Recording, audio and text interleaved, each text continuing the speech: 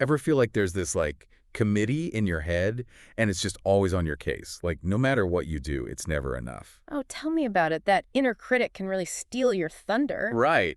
Well, today, get ready to hit the mute button on that negativity because we're diving deep into the world of self-talk. Yeah, and the really cool thing is this isn't just some, self-help fluff. We're talking about actual science here, how the way we talk to ourselves, it literally rewires our brains. Okay, so we're talking about like legit brain training here, but let's rewind for a sec.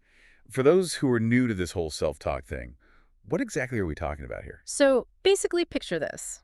It's that constant stream of thoughts we have, like a running commentary, but only you get to hear it. Gotcha. Like that voice in your head that never seems to shut up? Exactly. But the catch is, this voice, it can be positive, negative, or even just neutral sometimes. Oh, I feel like mine has a serious case of the negatives, but for real, how do we even begin to ship that? I mean, it's like my brain's default setting.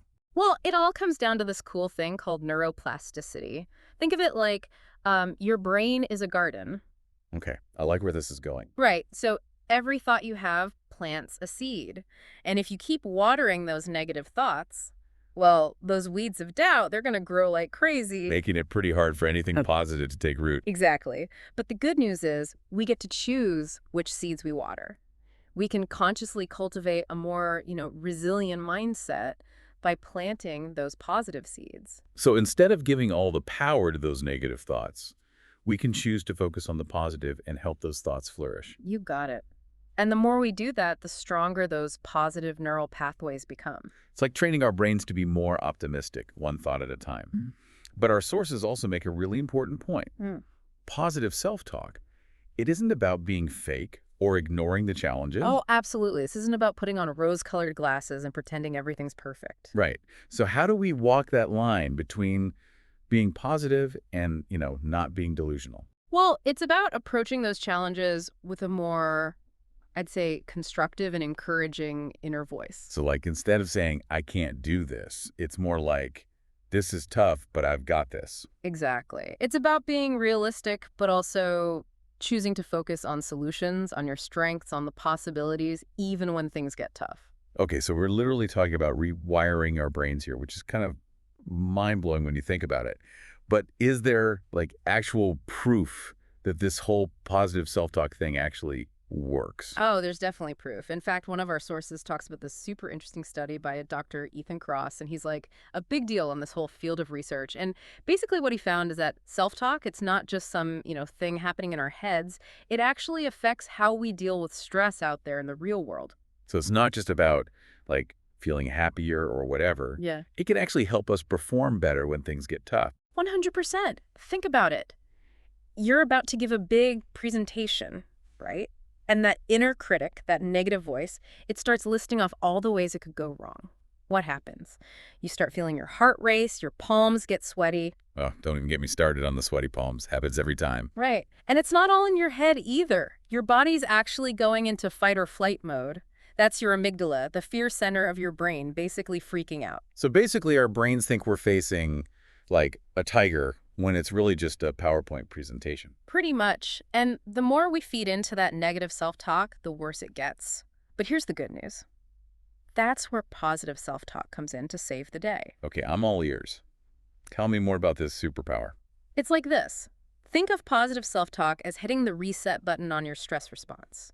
It helps activate the parasympathetic nervous system, which is like your body's built-in chill-out system. So it's like telling our brains to just chill out and stop overreacting. Exactly. And the more we practice positive self-talk, the better we become at regulating our emotions, not letting those stress hormones go haywire. And that means we can think more clearly, make better decisions, even when the pressure's on. So instead of freaking out, we can actually train ourselves to stay calm and collected, no matter what life throws our way. You got it. And it's not about pretending the stressful situation isn't happening. It's about choosing a more helpful way to talk to yourself through it, building those mental muscles to handle challenges more effectively. And the best part, it actually works. So we can, actually train our brains to stay chill, Yeah. even when things get crazy. I'm into it. But do you have to be like some kind of Zen master to make this work? I mean, come on. Not even close. In fact, one of our sources talks about this. Well, she's like the queen of handling pressure. Serena Williams. Okay, yeah, that makes sense. If anyone knows pressure, it's Serena. But, Mhm. I mean, she's also insanely talented. So was it really the positive self-talk that, like, put her over the top? Talent definitely helps, no doubt. But even Serena herself has talked about how important self-talk was to her success. And it wasn't about like pretending the match wasn't tough or that she wasn't nervous. It was about actively choosing those thoughts that would empower her to, push through those challenging. So it's almost like having a pep talk on demand, but from, like, the best coach ever yourself. Exactly. And the really cool thing is the benefits of positive self-talk, they go way beyond just, acing a tennis match. Our sources talk about studies that show it can help with all sorts of things, problem solving, decision making, even leadership. Wait, really? So this isn't just about, like, feeling good. It's about actually performing better in all these areas of life. Absolutely. Think about it. If you're constantly battling self-doubt, it's going to be that much harder to think clearly, to take risks, to inspire other people. Positive self-talk helps us build that resilience, that confidence we need to actually thrive, not just survive. Hmm. Especially at work, right? I mean, burnout is huge these days, and this could be a game changer. Okay, that makes a lot of sense. But what about those times when things really are tough? I mean, isn't there a danger of being, like, overly optimistic to the point where you're just ignoring real problems?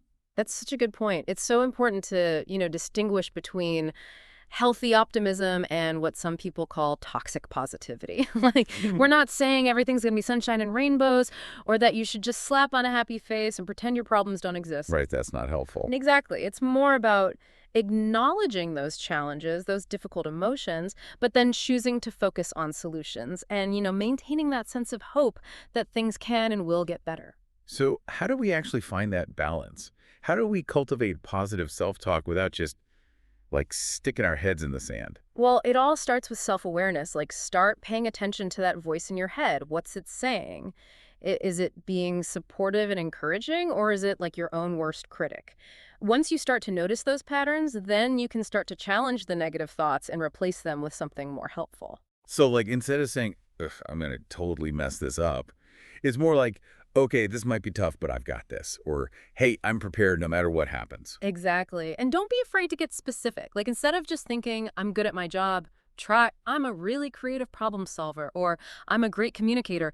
The more specific you can be, the more powerful those positive affirmations become. It's like giving your brain a pep talk, but with, like, detailed instructions on how to totally crush it. You got it.